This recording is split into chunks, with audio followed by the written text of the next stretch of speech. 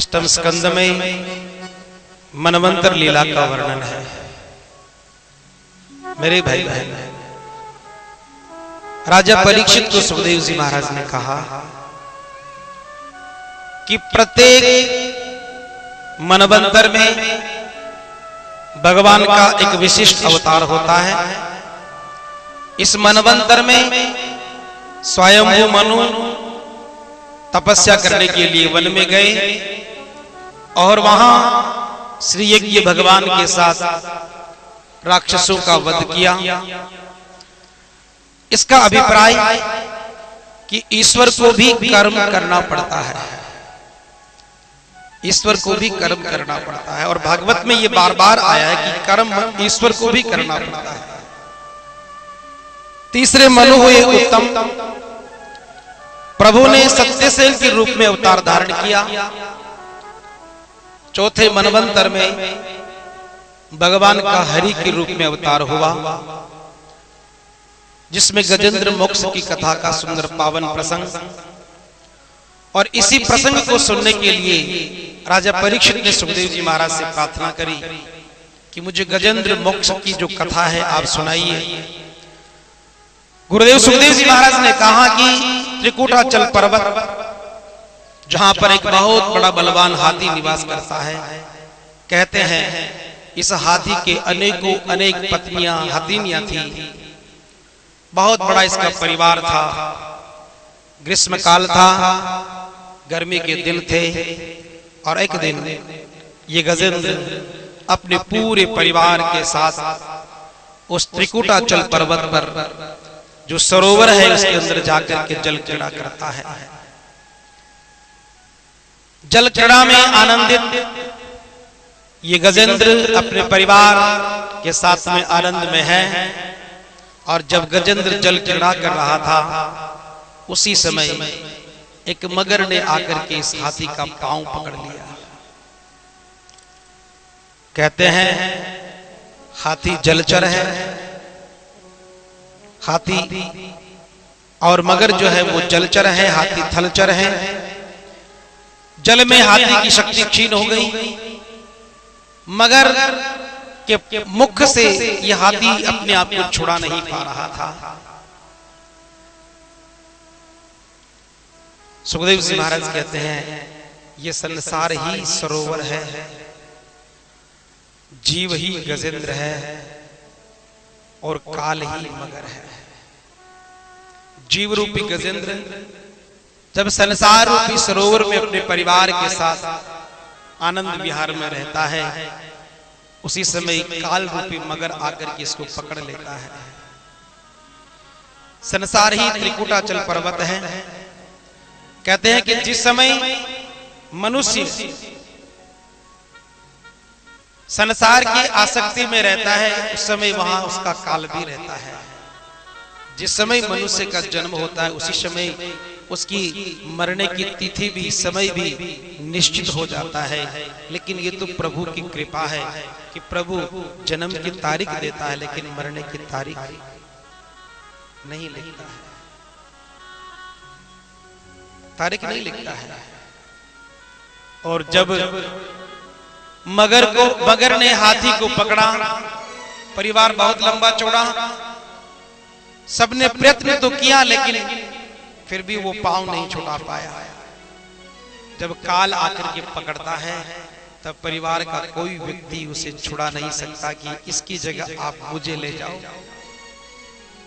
कोई नहीं छुड़ा सकता। काल मगर के मुख से केवल सुदर्शन चक्र ही जीव को छुड़ा सकता है। और इस प्रकार कहते हैं कि महीने बीत गए, गज और मगर के बीच में युद्ध चलता रहा। कभी हाथी अपने आप को जल से बाहर निकालने की चेष्टा करता है, लेकिन मगर उसे खींच करके अंदर ले जाता है। इस प्रकार गजग्राह का युद्ध हुआ घनघोर। 1 महीने तक युद्ध चलता रहा। इस प्रकार गजग्राह का युद्ध हुआ घनघोर। खींच रहे दोनों सुभट अपनी अपनी ओर। कभी हाथी बाहर आता है, कभी मगर जल में ले जाता है अपनी अपनी ओर। कभी गज बाहर आता और कभी प्रबल हो ग्राह खींच जल में ले जाता। बीते वर्ष सहस्त्र युद्ध का अंत न पाया, आतुर हुआ गजेंद्र ग्राह पर पड़ रहा सवाया। गजेंद्र जो है वो बहुत बहुत परेशान हो गया, दुखी हो गया कि मैं अब शायद इस मगर के मुख से मैं छूट नहीं सकता, मैं इस मगर के मुख से कैसे बाहर निकलूं। और कहते हैं कि जब परिवार में ये दशा, संसार में जीव की ये दशा हाथी के समान होती है। जब जीव मरणासन स्थिति में होता है, परिवार के सब लोग चेष्टा करते हैं बचाने की, लेकिन धीरे धीरे जब 10 दिन निकलते हैं, 20 दिन निकलते हैं, महीना निकलता है, 6 महीने निकलते हैं, तो लोग भी अपना अपना काम शुरू करने लग जाते हैं कि अब तो मालिक जो करेगा सो होगा। और उस समय जीव फिर घाट पर अकेला रहता है, सब छोड़ करके चले जाते हैं। और जब सब छोड़ करके चले जाते हैं, उस समय शायद प्रभु की कृपा से, बिना प्रभु की कृपा से नहीं, शायद भगवत कृपा से उसके मुख से परमात्मा का नाम निकले, परमात्मा का नाम निकले। और जब गजेंद्र निराधार हुआ तो गजेंद्र ने भगवान को प्रार्थना की, हे गोविंद हे गोपाल अब तो जीवन हारे। हे गोविंद हे गोपाल अब तो जीवन हारे। अब तो जीवन हारे नंदी के दुलारे। अब तो जीवन हारे नंद के दुलारे। हे गोविंद हे गोपाल अब तो जीवन हारे। हे गोविंद हे गोपाल अब तो जीवन हारे।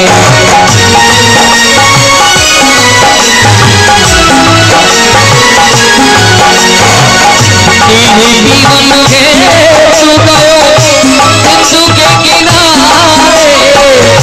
मेरे जीवन के तू गयो सिंधु के किनारे।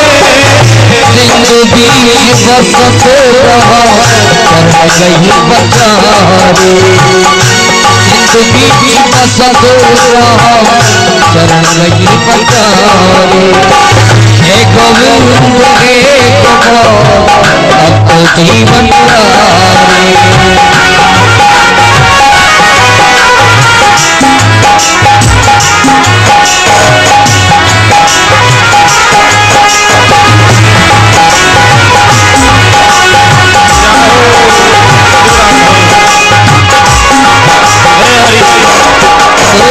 चारे प्रहर युद्ध भयो ले गयो मझधारे। चारे प्रहर युद्ध ले गयो मझधारे। नाथ गान को बंदा के प्रभु को पुकारे। नाथ गान को बंदा के प्रभु को पुकारे। हे गोविंद हे गोपाल अब तो जीवन हारे।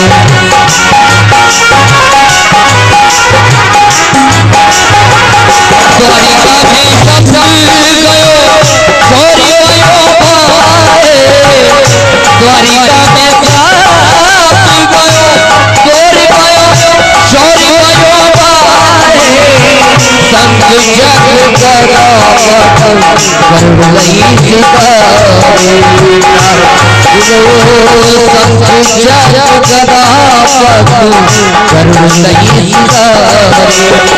हे गोविंद हे गोपाल अब तो जीवन हारे। अब तो जीवन हारे।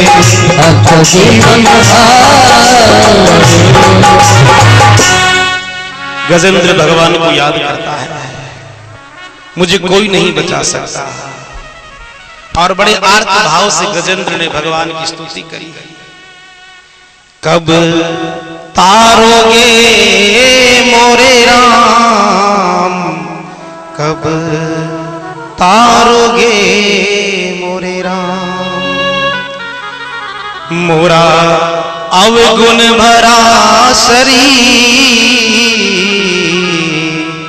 अवगुण भरा शरीर, अंका को तारा बंका को तारा, अंका को तारा बंका को तारा, तारा है सजन कसाई, तारा है सजन कसाई, सुआ पढ़ावत गनिका तारी, तारी रे मीरा बाई, अवगुण भरा शरीर मोरा, अवगुण भरा शरीर। गजेंद्र कहता है कि यदि मेरी तरफ देखोगे तो मेरा तो ये शरीर पूरा अवगुणों से भरा हुआ है, उस पर ध्यान मत देना। ध्रुव को तारा प्रहलाद को तारा, ध्रुव को तारा प्रहलाद को तारा, तारा है नरसी मेहता को, तारा है नरसी मेहता। कितनी आर्तभाव से ये गजेंद्र भगवान को, और ध्यान देना मेरे भाई बहन, अंतिम अवस्था में ये पुकार ईश्वर को बाध्य कर देती है। अंतिम अवस्था में तो गरुड़ गजेंद्र भगवान से प्रार्थना करता करता जब हार जाता, कोई नहीं आ रहा है, ईश्वर याद आता है। मेरे दीन बंधु भगवान,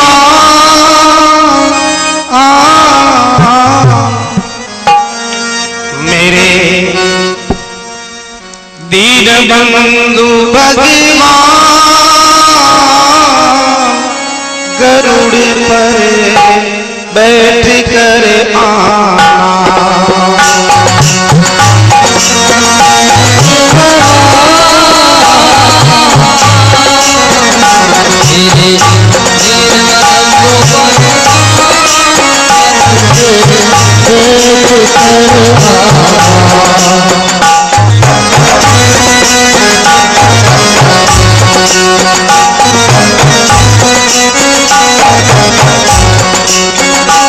मेरे दीन बंधु भगवान,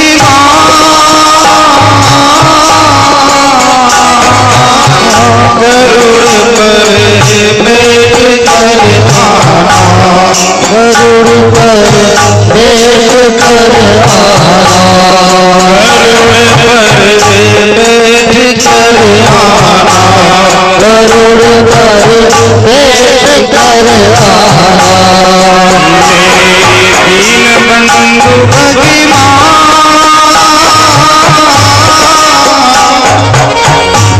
गरुड़ पर बैठ कर आना, गरुड़ पर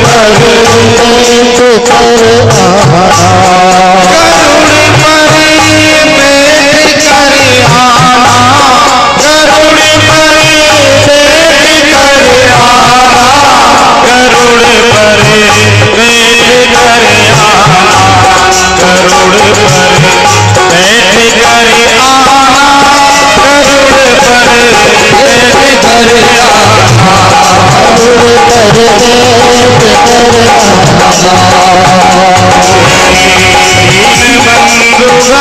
गरुड़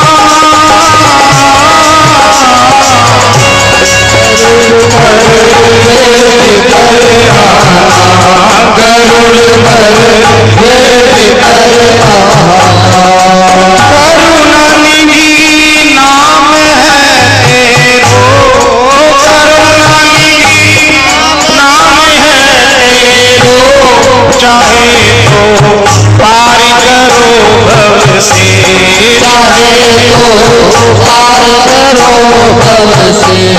मेरे दीन बंधु भगवान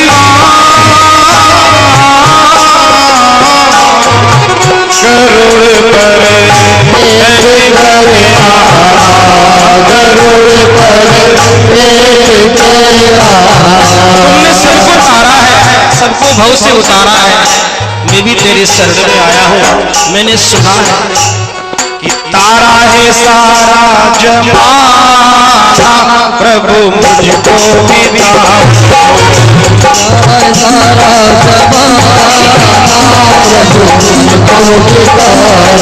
तारा है सारा जमाना, प्रभु मुझको भी तारो।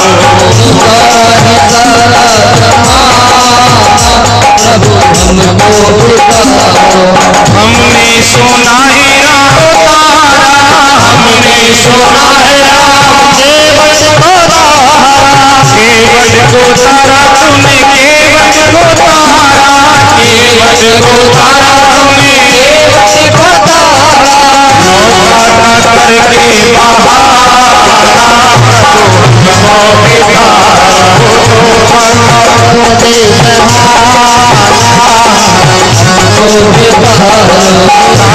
है सारा जमाना, प्रभु हमको भी तारो।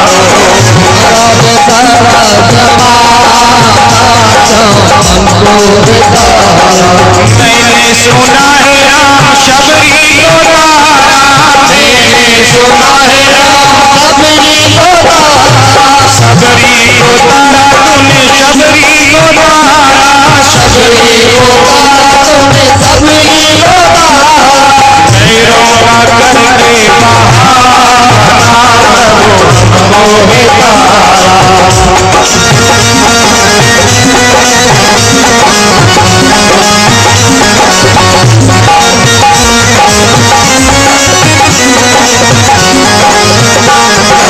मैंने सुना है श्याम नरसिंह को तारा, मैंने सुना है श्याम नरसिंह को तारा।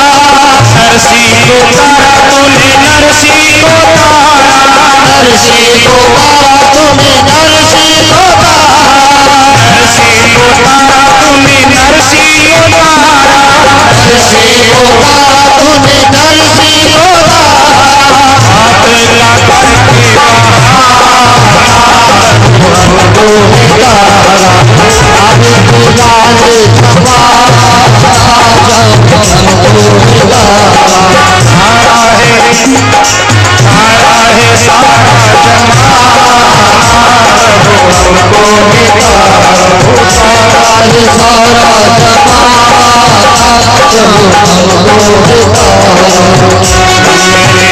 दीन बंधु भगवान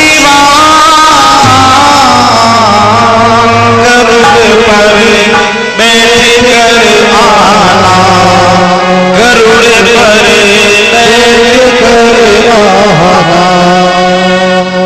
और भगवान ने गजेंद्र की प्रार्थना को सुनी और भगवान गरुड़ पर बैठ करके जब आए, देखा कि विलंब होगा तो अपने सुदर्शन चक्र से जिसके पांव को मगर ने पकड़ रखा था, भगवान ने उस मगर के सर को छेदन कर दिया। सुखदेव जी महाराज से परीक्षित कहते हैं, भगवान प्रार्थना तो गजेंद्र कर रहा था, मुक्ति मगर को मिल गई। मगर ने तो नाम ही नहीं लिया। तब सुखदेव जी महाराज कहते हैं, विचार करो राजन, मगर ने पांव किसका पकड़ रखा था? बोले गजेंद्र का। गजेंद्र कौन? बोले परमात्मा का भक्त। तो भगवान कहते हैं कि भक्त का उद्धार तो बाद में करूंगा, लेकिन जो मेरे भक्तों की शरण में आ जाए मैं पहले उसका उद्धार करूंगा, पहले मैं उसका उद्धार करूंगा। और भगवान ने पहले मगर का उद्धार किया। आनंद हुआ। गजेंद्र मोक्ष की कथा, गजेंद्र मोक्ष का पाठ भी कहा गया है। गजेंद्र मोक्ष के पाठ यदि समय मिले तो व्यक्ति को निकाल करके करना चाहिए। सुदर्शन काल रूपी मगर का नाश हुआ और इसका अर्थ यह हुआ कि जब तक हमारी दृष्टि सुदर्शन अर्थात सभी में प्रभु का दर्शन करने की इच्छा प्रकट नहीं करेगी, तब तक हरि हमारे पापों का नाश करने के लिए नहीं आएंगे। क्योंकि भगवान ने कहा है, सिया राममय, परम वैष्णव का लक्षण है, सिया राममय सब जग जानी, करहूं प्रणाम जोरी जुग पानी। राम ही केवल अर प्रेम पियारा, जानी ले कोई जान निहारा। इसलिए मैंने कल भी निवेदन किया, भक्ति दंभ के लिए नहीं है, भक्ति स्वभाव को सुधारने के लिए है। स्वभाव सुधरेगा तो श्री राम की भावना मन में आएगी, और जब श्री राम की भावना मन में आएगी भक्ति का पुष्प प्रकट होगा।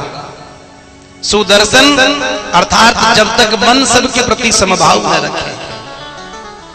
आपने प्रसंग सुना होगा, कविवर रविंद्रनाथ टैगोर को जब नोबेल पुरस्कार मिला, भाव से बोलो श्री राधे। टैगोर को जब नोबेल पुरस्कार मिला तो सब लोगों ने टैगोर को बधाई दी, आपको नोबेल प्राइज मिला है, बहुत बहुत बधाई हो, बहुत बधाई। सबने बधाई दी और कहते बधाई का तांता लग गया था, सबने बधाई दी। लेकिन कहते हैं कि टैगोर का जो पड़ोसी था ना, उसने आकर के बधाई नहीं दी। तो टैगोर ने सोचा कि दुनिया के सब लोग मुझे बधाई देने आए, मेरा पड़ोसी नहीं आया, मेरा पड़ोसी नहीं आया। कहते हैं ना, पड़ोसी को तकलीफ, बोलो वो आपको अनुभव होगा। अब पड़ोसी तो आप सबके हो, सब आपके पड़ोसी हैं, पड़ोसी को तकलीफ ज्यादा होती है। तो टैगोर जैसा महान व्यक्ति ये सोचे कि सब मुझे बधाई देने आए, लेकिन मेरा पड़ोसी क्यों नहीं आया, और कोई आए ना आए लेकिन पड़ोसी क्यों नहीं आया। एक मन में वो आया कि पड़ोसी क्यों नहीं आया। तो रोज का नियम था टैगोर का कि वो सुबह सुबह समुद्र के किनारे पर ऐसे टहलते थे। दूसरे दिन गए और जब सूर्य उदय हो रहा था, जिसकी लालिमा धरती पर समुद्र पर गिर रही थी, कहते हैं कि उस सूर्य की रोशनी से सारा समुद्र बिल्कुल लाल हो रहा था। ये प्रकृति का आनंद है, सब ध्यान दीजिए। ये बीच में जो उठ करके जाते हैं ना, आगे से मत उठे, बैठ जाएगा, थोड़ा ध्यान रखिएगा, बार बार मत उठे प्लीज। प्रकृति का एक आनंद है, प्रकृति का आनंद लेना चाहिए। बरसात जब होती है तो धरती में एक महक आती है, खुशबू आती है। हवा चलती है तो हवा में खुशबू आती है। पहाड़ों की मिट्टी को खोद करके देखो तो उसमें अलग खुशबू आएगी। प्रकृति उसका अन्वेषण करने वाला चाहिए। तो समुद्र में जब प्रातः काल के सूर्य की लालिमा पड़ रही थी, पूरा समुद्र लाल, और देखा टैगोर ने तो पास में एक खड्डा था, उसमें भी पानी भरा हुआ, और उसमें भी सूर्य की लालिमा, तो वो पानी भी समुद्र के जैसा, एक जैसा, समुद्र के पानी में और खड्डे के पानी में कोई भेद नहीं। तो टैगोर ने सोचा कि मेरा पड़ोसी नहीं आया तो क्या हुआ, मैं उसके घर चला जाऊं, क्योंकि सूर्य के मन में जो भाव समुद्र के प्रति है वही खड्डे के पानी में है, उसके प्रति है। जब ये किसी के प्रति दुर्भाव नहीं रख सकता है, तो यदि मेरा पड़ोसी मेरे से दुर्भाव रखे तो मैं उससे क्यों दुर्भाव रखूं। तो सीधे अपने पड़ोसी के घर गए और जाकर के जैसे ही चरण छुए तो पड़ोसी ने कहा, मैं तुझे बधाई देता हूं कि तुझे आज सच्चे असली में नोबेल प्राइज मिला है। असली प्राइज तो तुझे अब मिला है। अब तेरी इसी प्रकार जब तक श्री राम की भावना न आए, सुदर्शन अर्थात मन सुंदर न हो, और मन सुंदर कब होगा, जब सबके प्रति समभाव जागृत हो। यही सुदर्शन का भाव है, और तभी भक्ति प्रकट होती है। शरण में आए हुए गजेंद्र का भगवान ने जिस प्रकार उद्धार किया है, ठीक उसी प्रकार जो जीव प्रभु की शरण लेता है उसका भगवान उद्धार करते हैं। ये जो गजेंद्र है ये पूर्व के जन्म में इंद्रदुम्न नाम का एक राजा था और वे ध्यान में बैठा हुआ था और कहते हैं कि उसी समय अगस्त्य ऋषि वहां आए और अगस्त्य ऋषि जब वहां आए तो राजा ने उठ करके उनका स्वागत नहीं किया, नहीं उठा, लेकिन राजा के इस व्यवहार से मुनि को अपना अपमान लगा तो अगस्त्य को बुरा लगा और अगस्त्य ने इस इंद्रदुम्न नामक राजा को श्राप दिया कि मेरे आने के बाद भी तुम जड़ सा बैठा है, इसलिए जाओ तुम गजेंद्र हाथी की योनि में चले जाओ। और इसीलिए इंद्रदुम्न राजा गजेंद्र की योनि में चला गया। पूर्व जन्म में गजेंद्र ने बहुत भक्ति करी थी, इसीलिए गजेंद्र योनि में भी अंत काल में भगवान को उसका उद्धार करने के लिए आना पड़ा, उद्धार करना पड़ा। कहते हैं कि ठाकुर का पहले स्वप्न में अनुभव होता है। गोपाल सहस्त्रनावली में ऐसा लेख आता है कि प्रभु का पहले स्वप्न में दर्शन होता है। तो गजेंद्र मोक्ष की ये पावन कथा छठे मनवंतर में, जिसे चाक्षु मनवंतर कहा गया है, इस मनवंतर में भगवान देवों को अमृत पिलाते हैं। समुद्र मंथन की कथा है।